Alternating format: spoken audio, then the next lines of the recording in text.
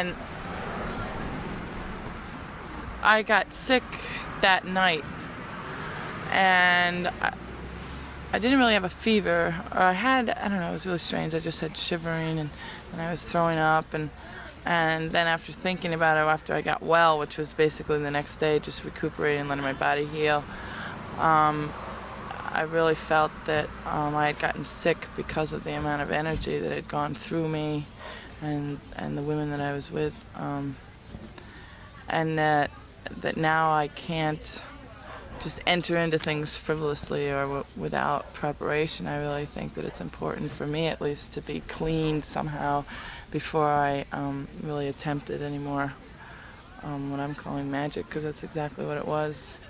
So that was just a real strong experience for me, as well as all the emotional experiences up at the base, keening, and the 4-day vigil for Nagasaki and Hiroshima.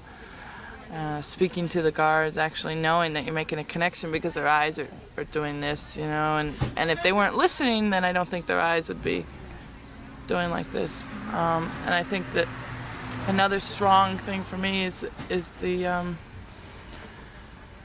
way the people have changed in this area. The people have basically come out of the woodwork.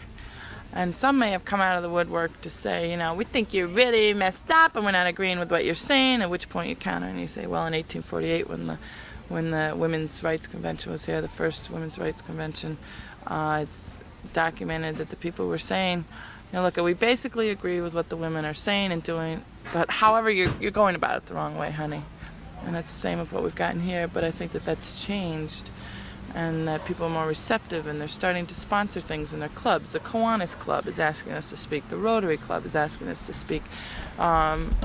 Organizations that have religious affiliations.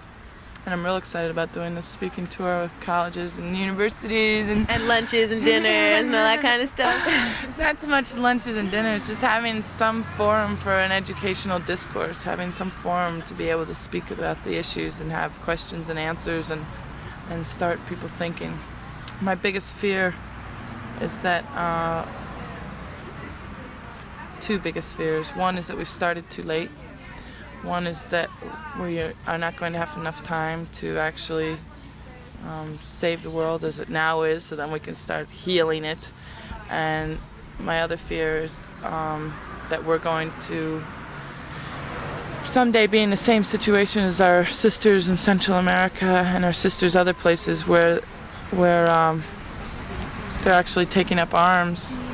I fear that the most, that the ludicrousness and the military madness and the military mindset and the patriarchal lies have gotten us to the point where we actually will have to fight against them. That's one of my largest fears, and I look at our sisters in Central America and in third world nations, and they are actually taking up arms to stop the death and destruction of their children and of their husbands and of their families and of their homelands. And I think that is what's really deep inside of me. And all summer long, people have been either tauntingly or teasingly saying, Kim, when are you going to go over that fence? And I'm always like, well, I'm in a skirt. I wasn't prepared. But my feeling is that I support the women that are going over the fence and their statements. But for me, to go over the fence would have to be on an endeavor much more serious and more lasting effect than just speaking with the guards. I think that when it comes right down to it, we have to do something to actually physically stop the deployment of the cruise and Pershing II missiles. And women have asked me, and other people have asked me, Kim, do you really think you're going to be able to stop the deployment of the Pershing and Cruise II missiles? And it's like, when it comes right down to it, yeah. Because how do you stop something from leaving, or how do you stop something? You physically have to put up a block. And whether that's, tampering with aircraft, or we're talking about destruction of government property, that's my fear, that it's going to get to that point. And for me, I guess that's why I really haven't hopped the fence or gone under the fence, because I just feel that I have to do something of more consequence. and also knowing that I could never Jane Doe it. There's just no way. People know me, my face, my mouth, and my size, so I don't think that I could ever Jane Doe it. One other question that I want to hear a little bit about is what you think about the role of lesbians here at the camp.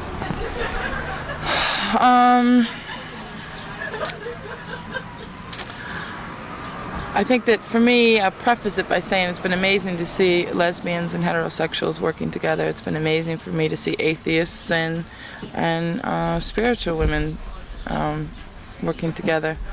The role of lesbians, I think I would be afraid of categorically saying that the lesbians have been the drive and the push and the motivators and the whatever means that we're going forward and we're doing things. But that's my sense of it. You know? I think that being a lesbian,